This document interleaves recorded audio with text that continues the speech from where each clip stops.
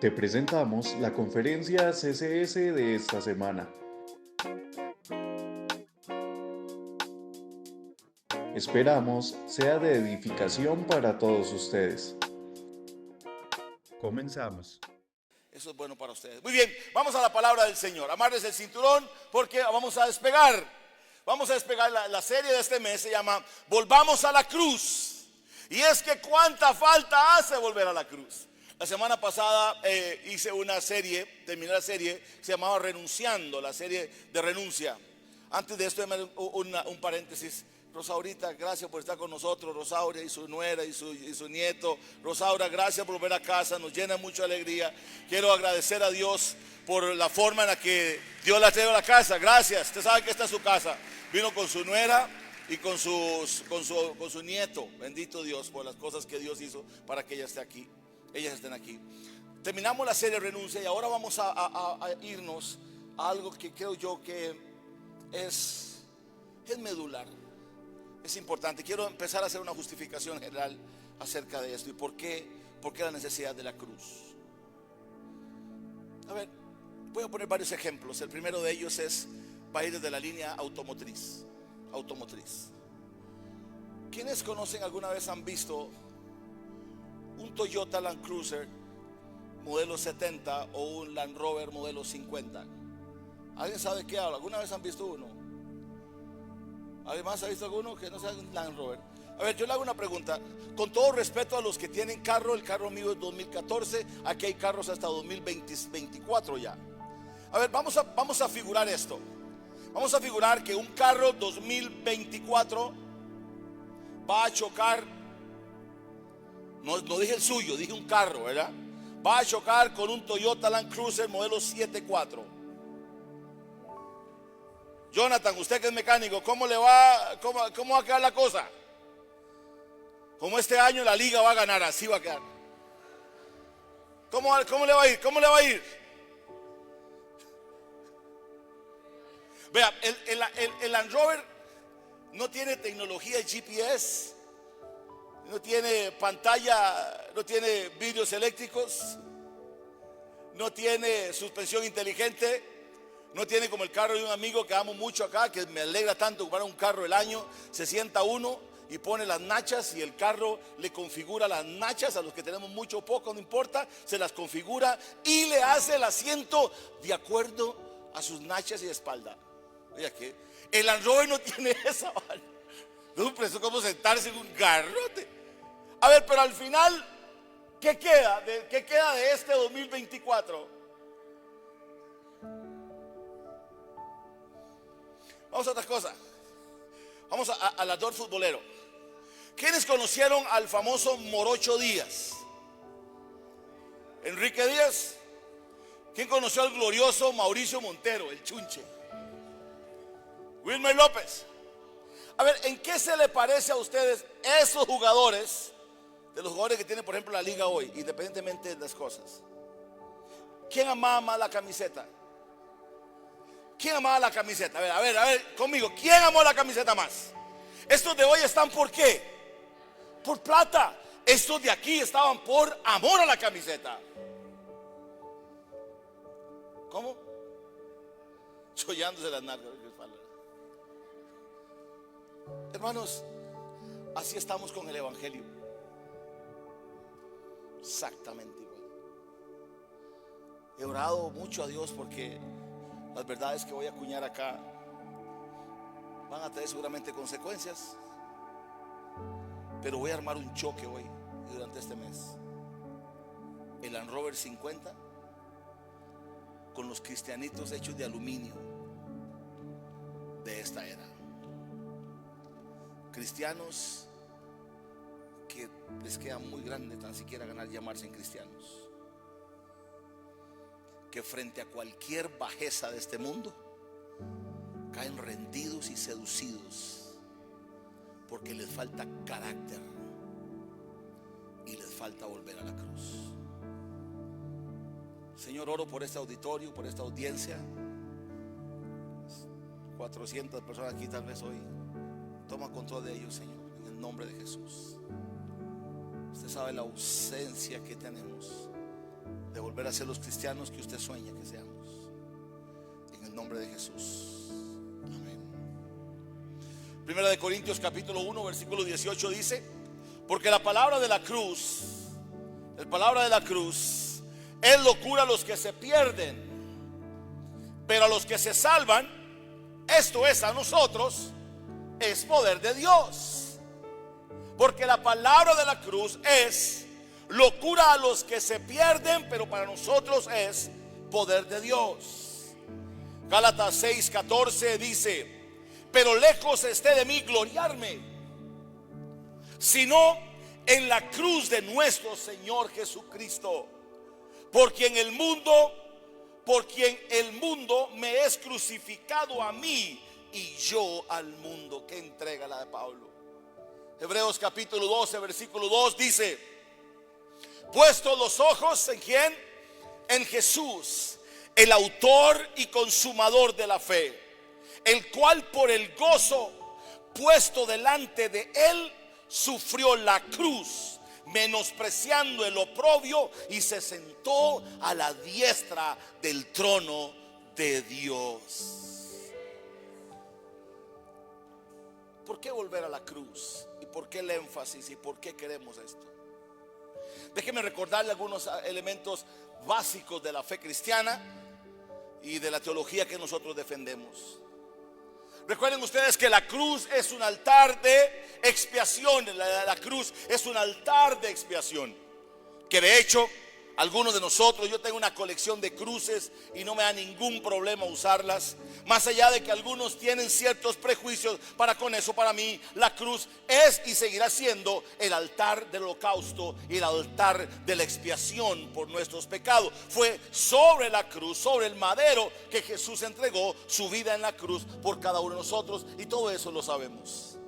La pregunta que yo me hago frente a esta descripción rápida que hice es: ¿tienen los cristianos, o aquellos que nos decimos cristianos, claridad, logran dimensionar lo que significa el madero ensangrentado y el Cordero de Dios que quita el pecado del mundo sobre ese madero? O sea, tenemos claridad acerca de las implicaciones, los antes, los durantes y los después del sacrificio de Jesús. ¿Qué significó ese altar levantado allá en el Gólgota? ¿Qué significó ese madero? ¿Qué significó un hombre dándose a sí mismo para la expiación de todos nosotros? ¿La tenemos clara? Me llama la atención que en los grupos extremistas, Medio Oriente y otros lugares, a todas aquellas personas que se hacen mártires de su fe y se explotan o todo lo que hacen, les recuerdan como héroes. Y cada vez que se menciona el nombre, por ejemplo, voy a poner un ejemplo: murió Pedro Martínez en una explosión porque creyó que había que explotar algo, porque es un extremista, y él se ofrendó a sí mismo para ponerse bombas, meterse a un lugar, explotarse. Y cada vez, escuche esto, después de que Pedro Martínez hizo eso, es un ejemplo, después de que Pedro Martínez hizo eso, cada vez que alguien usa el nombre de Pedro Martínez, la gente se arrodilla en un acto de reverencia por la memoria de Pedro Martínez, que tuvo el valor de ofrendarse por lo que creían, siendo una causa corruptible. Usando ese mismo ejemplo, me llama poderosamente la atención que aquí invocamos el nombre de Jesucristo y hay gente que prefiere estar whatsappeando en el Facebook, haciendo otro acto de irreverencia aquí, mientras que aquí la invitación está para adorar. ¿Ven como que no tenemos claridad en función de esto?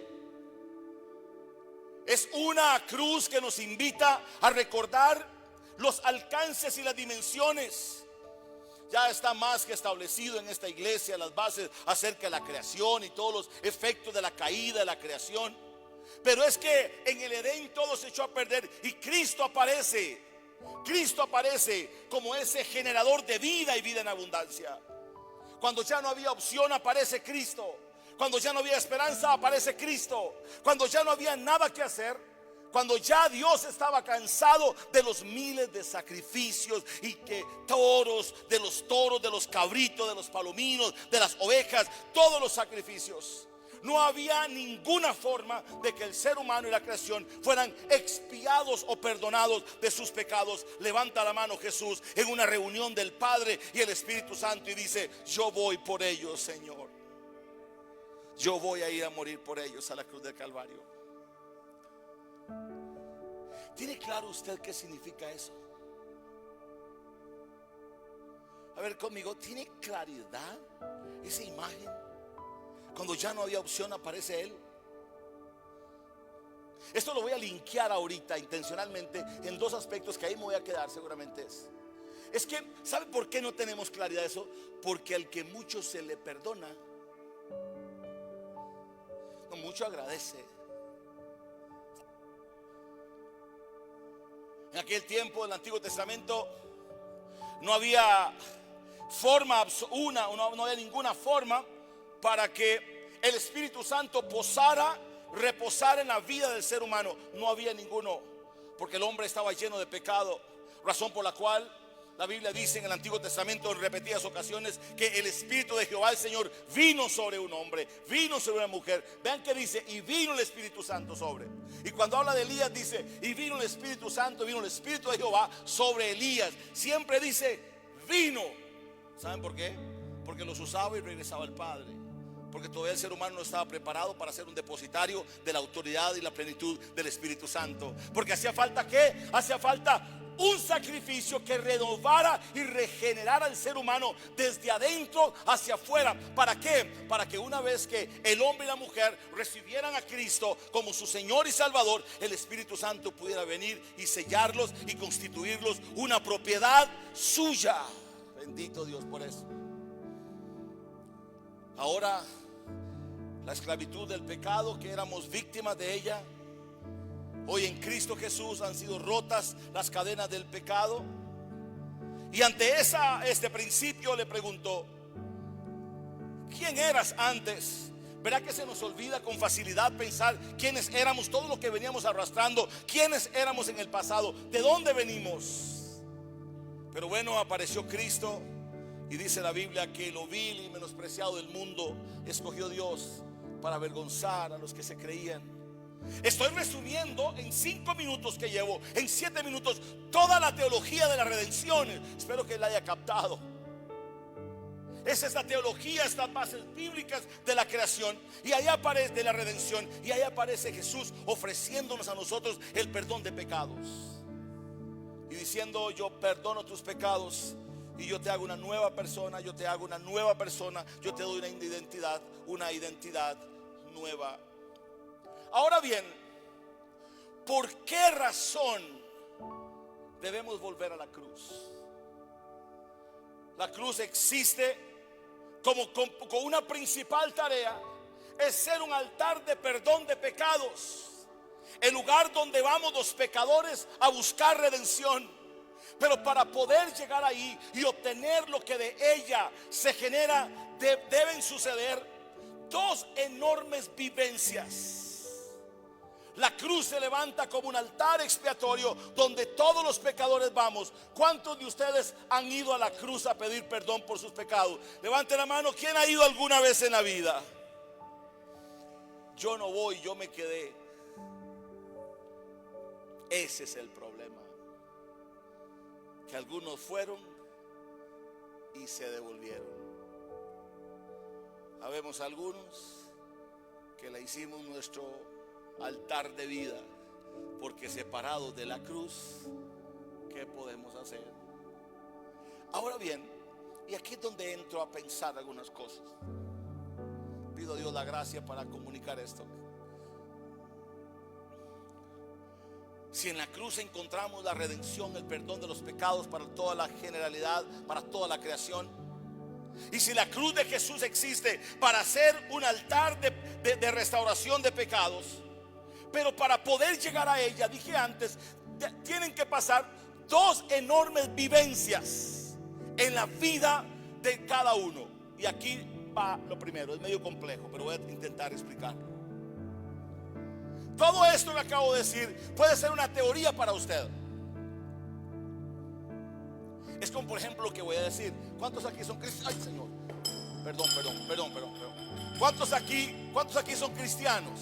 Eso era para que se despertara más de uno. Yo uso pedagogías diferentes. ¿Cuántos son cristianos? Ya se desanimaron la mayoría. ¿Cuántos son discípulos de Jesús? A ver, ¿por qué viene Jesús? ¿Por cristianos o por discípulos? Por discípulos. Usted puede que sea un gran teórico del evangelio. Usted puede dominar mucho de lo que hoy estoy diciendo bíblicamente a partir del discurso. Usted puede que se conozca las bases bíblicas de la salvación, como por ejemplo Juan 3:16. Porque de tal manera, dígalo conmigo, siga diciéndolo, que envió a su Hijo unigénito para que todo aquel que en Él cree no se pierda, mas tenga vida eterna. Usted se puede saber ese versículo sin tan siquiera una sola vez haber recibido a Jesús. Porque hoy tenemos auditorios como estos llenos de gente que no conoce la cruz ni tan siquiera conoce a Cristo.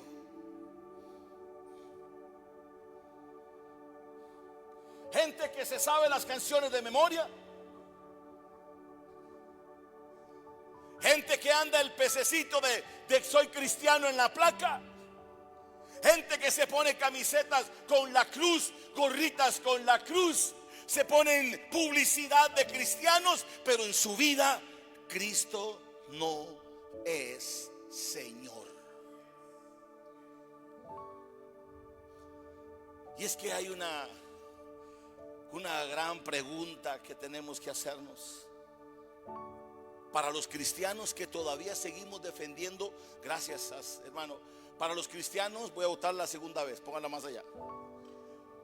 Para los cristianos que seguimos defendiendo en que el Señor viene pronto, aunque lo que estoy diciendo para algunos ya sea motivo de locura, le voy a recordar algo, que la época en el que el trigo será separado de la cizaña y los peces malos de los peces gordos serán separados, se acerca más que nunca.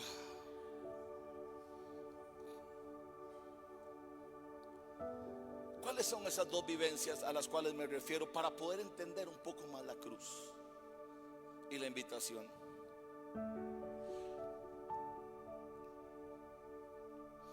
La primera es esta, conmigo por favor. Y en esto, hermanos, yo tengo serios problemas, de verdad. A nadie se le puede revelar, atención con esto, a nadie se le puede revelar el misterio, la grandeza, la profundidad, la dimensionalidad de la cruz si no se siente o no tiene conciencia de pecado. Pido absoluta reverencia, lo que estoy diciendo va a tocar fibras hoy. Sentirme o tener conciencia de pecado. Mire, hagamos un ejercicio, por favor. Y quiero que me ayude quien quiera. ¿Qué es pecado hoy?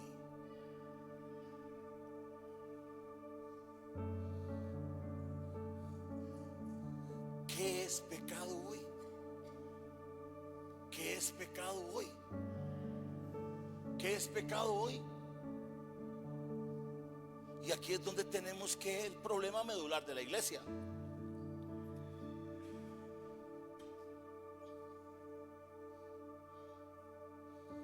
¿Qué es pecado hoy?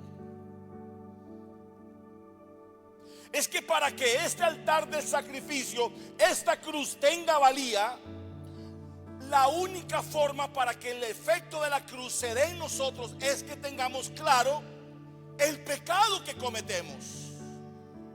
Porque esta cruz no es un centro vacacional, no es un resort,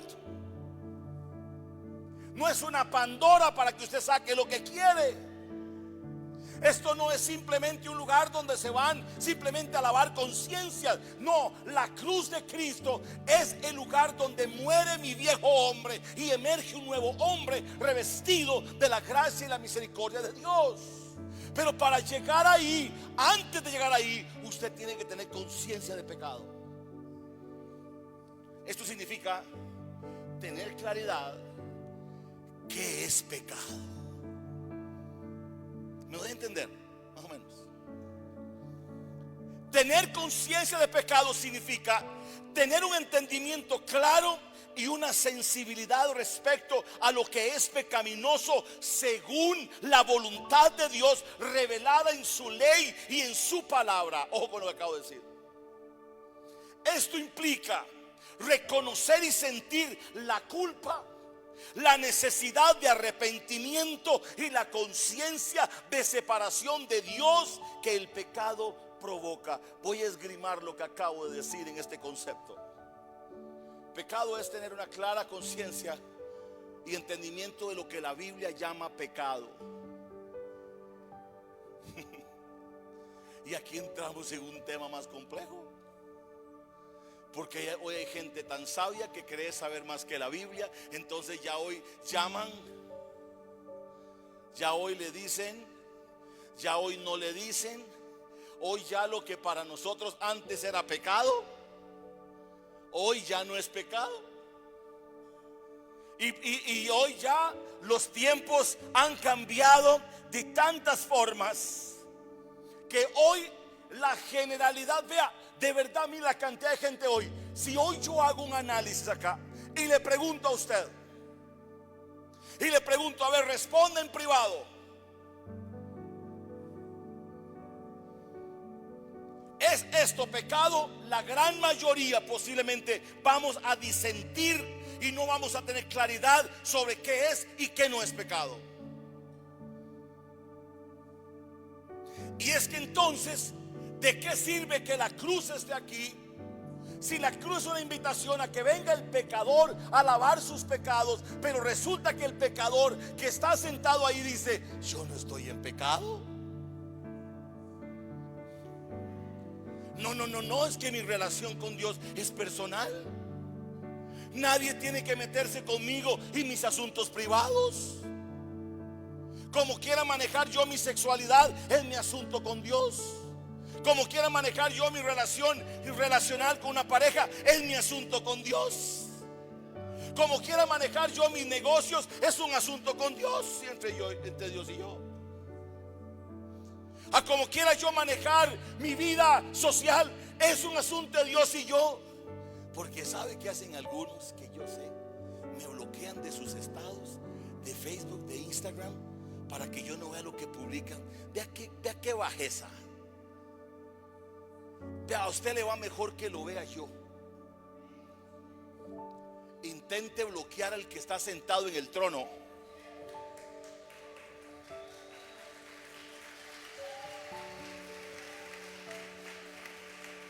Ay, no, que el pastor no se dé cuenta que yo voy a ir a tal lugar. Le va mejor que me dé cuenta yo.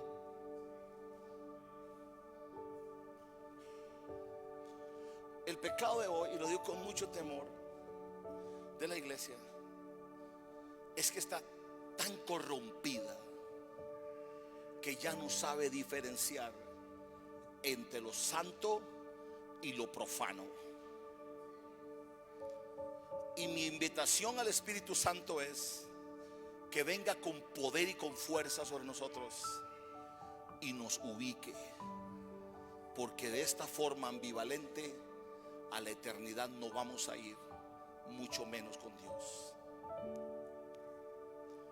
Si decimos, dice Juan capítulo 1 versículo 8 al 10, si decimos que no tenemos pecado, nos engañamos a nosotros mismos y la verdad no está en nosotros. Si confesamos nuestros pecados, Él es fiel y justo para perdonar nuestros pecados y limpiarnos de toda maldad. Si decimos que no hemos pecado, le hacemos a Él mentiroso y su palabra no está en nosotros, porque todos somos pecadores. Sigamos rascando un poquito. El desconocimiento de la palabra de Dios nos ha llevado a crear,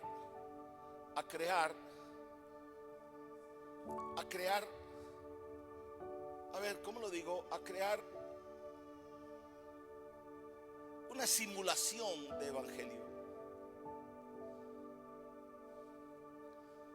La falta de ir a la palabra ha degenerado que cada quien tenga el evangelio que gusta, a la talla que quiere y a la medida que le da la gana. Hoy la Biblia, la palabra de Dios, hoy se ha convertido en simplemente un libro para legitimar lo que yo quiero que Dios me dé, pero para borrar las cosas que demanda de mí. Hoy estamos frente a un evento tan doloroso, no solamente esta iglesia, pero en esta me ocupo, un evento tan doloroso que el evangelio lo estiran y tal cual fuera la plasticina, tal cual fuera un pedazo de barro, de arcilla, le dan la forma que quieran. ¿Por qué? Porque el evangelio tiene que adaptarse a mí, a mi cultura, a mi pensamiento, a mi idiosincrasia, a lo que yo quiero. El evangelio adaptándose a mí. ¿Es esto bíblico? A ver, ¿es esto bíblico? ¿Tiene el evangelio que adaptarse a su sexualidad? O sea, tiene que adaptarse a la fornicación de la gente, al adulterio, al robo, porque hay algunos que roban.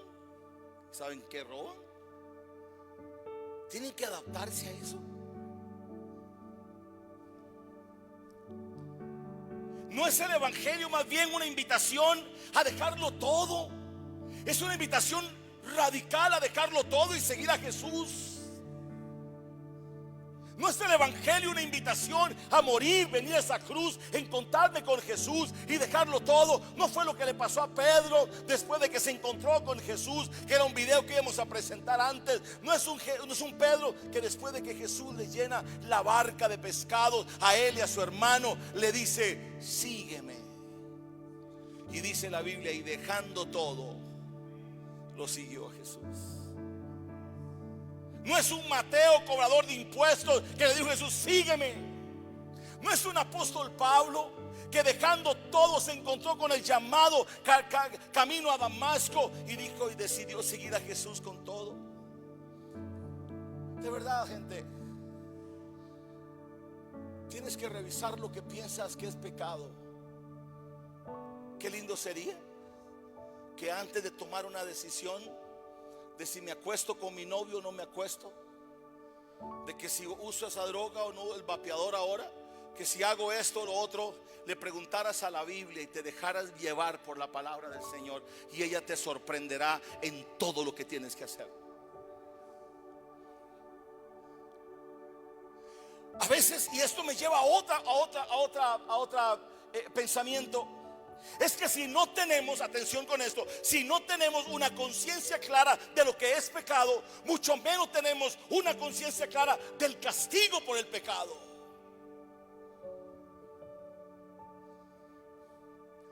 En mi casa sucede algo. Sammy, la pequeñita, nuestra hija, corazón, sabe que papá cuenta hasta 3. Y a la 3 hay consecuencias. Sammy 1,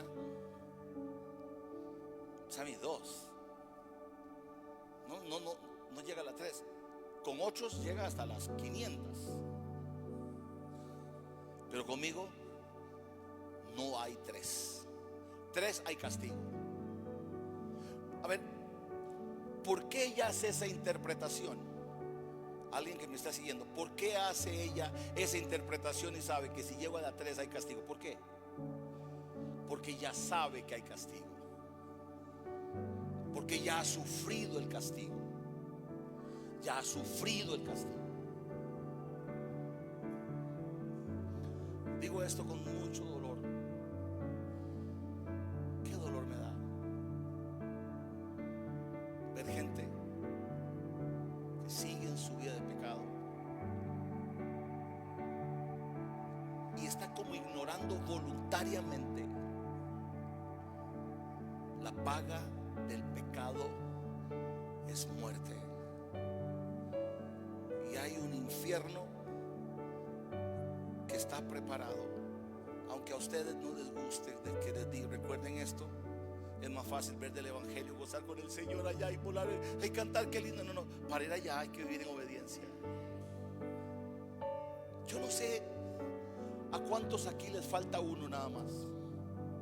Hace rato les están contando. ¿Sabe que si no hay una conciencia clara de lo que es y significa el pecado, mucho menos tenemos una claridad de las consecuencias y el castigo que puede proporcionar esto? Hoy, desde que el pensamiento posmoderno y todos estos insumos de esta sociedad que le ha dado la vuelta a Dios y su espalda, hablan del relativismo, y ya ustedes saben que relativo es, todo es relativo para quien sea. Yo voy a presentarles un caso que va a ser un súper trivial en la iglesia. ¿Es pecado un tatuaje?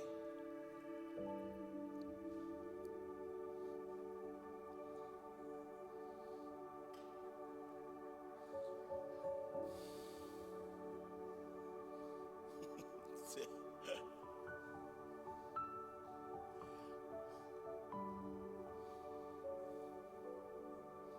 Súper relativo. Para quienes invierten todo lo que a veces no le dan a Dios en tatuajes, usted les pregunta y dice, no, y sabe que son muy bíblicos, porque para eso sí tienen Biblia. Para diezmar, ofrendar y ayudar, eso no, para eso no hay Biblia. No, sabe que no hay una base bíblica que diga que es pecado. No, y sabe que yo soy teólogo y sí, no hay una base bíblica. No se sabe en la Biblia para eso. No son jugadísimos. Y podemos discutirlo si alguien difiere de mí, lo invitamos. O sea, por favor, nadie puede decir que hay una base bíblica para condenar. No hay una base bíblica.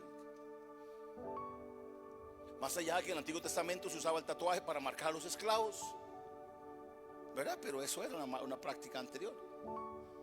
Pero es que los que defienden el tatuaje se arman de Biblia para defenderlo.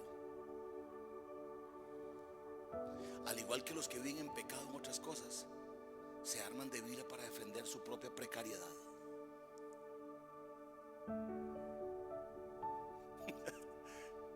¿Están conmigo? Sí. Yo decía la otra vez, ¿no? Y de verdad que no hay forma, no se puede decir. Pero vea usted, ve el tema también de nuestra relación con un sistema.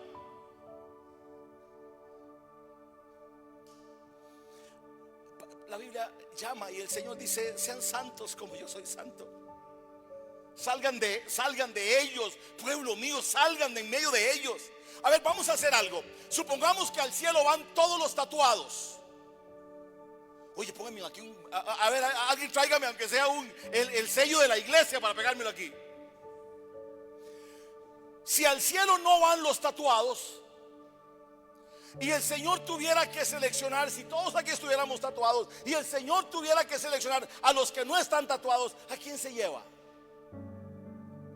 A donde quiero ir con esto, y por favor entiéndalo, no estoy diciendo que está condenado, no, es un ejemplo nada más. El problema es que hoy no hay diferencia entre quiénes son y quiénes no son. No hay. Vestimos igual, hablamos igual. No, pastor, yo soy muy cristiano, me tatúo aquí: Cristo vive. No, pastor, no, chivísima, me puse una cruz aquí. ¿Qué le sirve aquí si no la tiene en el corazón?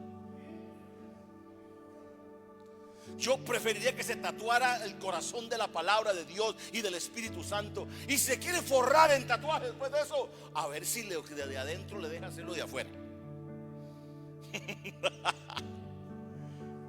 Porque nuestro problema es que estamos tan mal adentro que mejor nos expresamos afuera. Porque cuando Cristo reina en el corazón de alguien, ese alguien, antes de tomar decisiones, le va a preguntar al Espíritu Santo: ¿estás de acuerdo que yo haga esto? Y yo soy seguro que el Espíritu Santo le va a hablar y le va a decir: está bien, yo te voy a recomendar quién te puede hacer un tatuaje buenísimo. La cruz de Cristo. No se sientan malos, están tatuados. No he dicho aquí una sola vez que están ya lo aclaré muy bien. El punto es: ¿qué entendemos por pecado?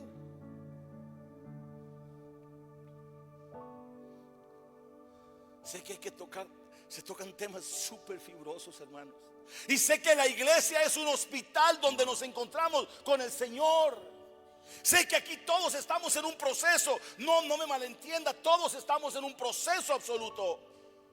Lo que yo no puedo entender es que alguien que tiene años de conocer la verdad continúa viviendo en la desobediencia.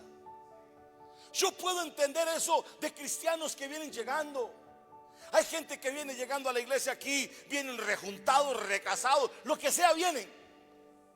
Vienen con mañas, vienen borrachos, con drogas, vienen siendo sapricistas, algunos no se les ha quitado, en fin, vienen mal.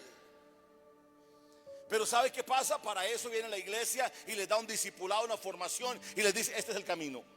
Pero lo que yo no puedo aceptar es que gente de años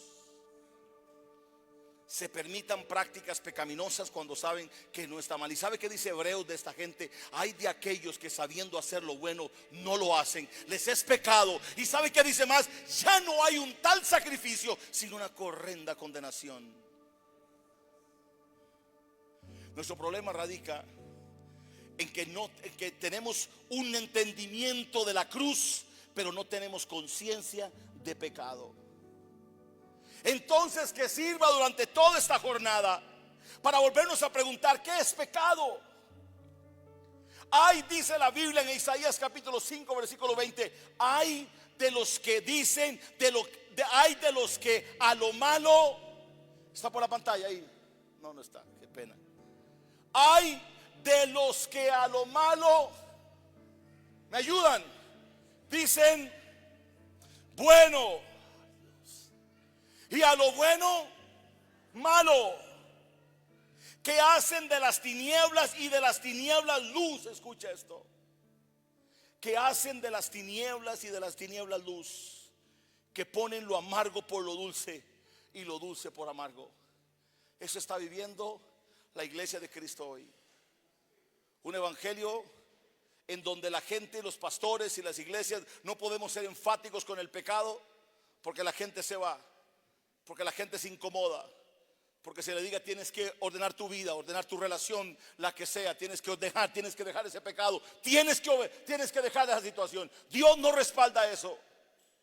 Por eso es que antes le preguntaba: o somos creyentes o somos discípulos. El discípulo simplemente le hace caso a su maestro. El discípulo se somete al maestro. Hoy tenemos gente que se cree más sabia que Dios, le da consejos a Dios de cómo tiene que tratarlo a él mismo. Señor, yo merezco otro trato.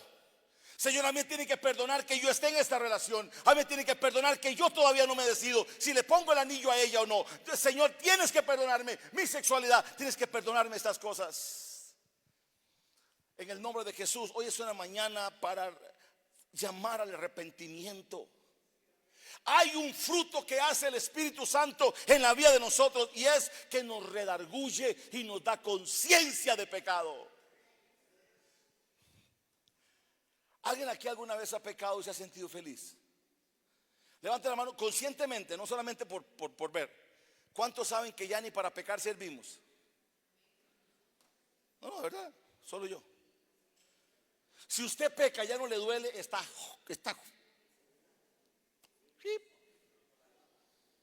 No, es que ¿sabe qué pasa? Hay gente que ya tienen tanta cáscara. Conozco gente así, que les da lo mismo. Le pasó muy parecido al rey Faraón. El rey Faraón tuvo dos tiempos. Un tiempo en el que él es llamado al arrepentimiento y se siente tocado por el perdón. Y luego su corazón se endureció de tal forma. Me duele mucho que hoy tengamos gente que ya no le duele el pecado, que hoy ya no siente dolor por el pecado. Necesitamos ir a una iglesia que vaya a la cruz y que tenga claridad de lo que significa la cruz de Jesús. Este mes vamos a seguir hablando de esto. Haga una tarea. Haga una tarea. Empiece a preguntarle al Señor: ¿qué es pecado, Señor? Atrévase. Pregúntele: ¿qué es pecado? Pregúntele. Atrévase. Si cree que yo voy a decirle, le voy a llamar pecado a lo que favorece a esta iglesia económicamente, no me pregunte a mí acerca de dar, pregúntele a Dios. Si usted cree que, es que el pastor quiere, no me pregunte a mí, pregúntele a Dios: Señor, ¿usted avala la relación que hoy tengo? Señor, ¿usted bendice la relación que hoy tengo de pareja? Conmigo todos, por favor. Señor, ¿usted avala mi forma de hablar? ¿Está contento usted como yo hablo, Señor? Señor, mi forma de comportarme, Señor, háblame. Tuve una conversación el lunes a martes, con una persona que es atea. Atea. Dice que no cree en Dios. Y a mí cada vez que me dan se me pone esto así, me entra como el gozo, el corazón de Elías. Me enardece el corazón. Y empecé a ayudarla y a compartir. Claro, sus cuestionamientos son muy serios. Cuestionamientos de mucho, complejos, científicos, etcétera, etcétera. Le dije: mire, tengo un reto, le dije. Yo, conociendo al Dios que yo tengo, que te ama tanto. No, a mí Dios no me ama, la vida me ha tratado mal y todas las excusas que a veces que el dolor produce ese tipo de reacciones en la gente. Nada más le dije: atrévase a hacer esto. Atrévase. Levántese el día que usted quiera, a la hora que quiera, y diga algo parecido a esto: Dios, si en verdad tú existes, quiero que te comuniques conmigo. Usa la forma y manera que usted crea que yo voy a comprender que usted existe, porque yo no creo que usted exista. Le volví a decir: dígale a él que se comunique con usted de acuerdo a la forma y la manera en la que usted necesita comprender que Él es real. Pasó una noche, como a las 4:30 de la mañana, me envía un audio llorando.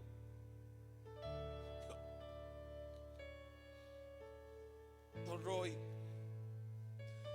creo que Dios sí existe. Yo creo que Dios sí existe. Yo le dije ayer que si existía, hablara conmigo, porque yo no le creía. Hace un rato se levantó mi hija, con tan solo 3 años, apenas medio habla, y dice: mamá, escuche, mamá, Dios te ama.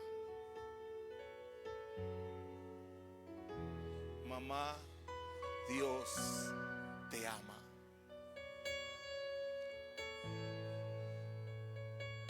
Tu problema radica en que no has dejado de escuchar y de hablar con tu Dios. Atrévase. Pregúntele: Señor, ¿qué es pecado? ¿Sabía usted que si el Señor viene y no estás bien, hay un castigo eterno que te espera? Hay gente que dice que es que el pastor es fatalista. ¿Cuál fatalista? La Biblia no es fatalista. La Biblia marcó dos caminos. Hay un camino que lleva a la vida eterna con Dios. Hay un camino que lleva a una condenación con Dios. No hay tres caminos. No invente otro camino. No invente el camino del relativismo, de las ciencias sociales. No existe. Porque por allá en los tiempos de Jesús había un Nicodemo que se creía muy sabiondo y no sabía nada, porque Jesús le dijo: si quieres el reino tienes que nacer de nuevo. Y este brutón pensó que tenía que meterse en la matriz de la mamá, porque esto es un tema de fe. En el nombre de Jesús, hermanos y hermanas, con mi carne temblorosa, hoy tenemos que despertar y tener conciencia de pecado. Tenga conciencia de pecado. Y si hoy te estás sintiendo mal, qué bueno que te estás sintiendo mal. Si te estás sintiendo mal, es que todavía el Espíritu Santo está trabajando con vos. Algo está pasando en tu corazón. Porque si todo lo contrario, no está pasando nada y estás deseando que digamos nos vamos, tenga mucho cuidado. Tenga mucho cuidado. Volver a la cruz. Volver a la cruz de Jesús como una práctica regeneradora es fundamental en la vida cristiana. Es volver a la cruz a decirle: Señor, perdón. Aquí no se trata de lo que Roy Soto cree, de lo que Shalom cree. Se trata de lo que la palabra de Dios dice para usted. Y la palabra es clara. La palabra de Dios le dice a usted cómo tiene que manejar su vida individual, cómo tiene que ser como hijo, cómo tiene que ser como papá, cómo tienen que ser las mamás. La Biblia dice cómo manejar tu sexualidad. La Biblia te enseña cómo administrar tu dinero. La Biblia te dice cómo administrar tu tiempo. Todo está en la palabra. El día en que las redes sociales nos robaron el tiempo que antes le dedicábamos a la palabra de Dios, empezó todo este deterioro espiritual que tenemos, como un ejemplo de muchas cosas que nos han distraído del camino. Termino. La cruz está abierta. Nada más piense, si el Señor viene hoy. Hoy es una mañana para recibir a Jesús como el Señor y el Salvador de nuestra vida. Es que entender la claridad del mensaje de Jesús en esta dimensión es de caer y de rodillas, caer delante de Él. Ya hacen falta, y cómo se extrañan las invitaciones de gente, la aceptación de gente de recibir a Jesús y levantar la mano: yo decido seguir a Cristo. Estoy tan triste y asumo mi sola culpa y mi responsabilidad de que algunas veces en los bautizos nada más mojamos gente. Mojamos gente. Metimos a alguien ahí, creímos que se estaba bautizando de corazón, y un mes y medio después está otra vez igual o peor. El Señor viene pronto, y esta iglesia es de Él y todas las demás son de Él. Pero Él, cuando los discípulos le dijeron: Señor, ¿por qué no sacan la cizaña? ¿Por qué no arrancan la cizaña de en medio del trigo? ¿Y sabe qué dijo Jesús? Señores, ese no es su trabajo. Llegará un día en que el Espíritu Santo y Dios usará a su gente para separar el trigo de la cizaña. Yo espero que usted sea trigo, porque el trigo lo van a tomar en pequeños manojos y lo van a llevar al granero a la eternidad con el Señor. Y lo que es paja se irá al fuego que arde para siempre.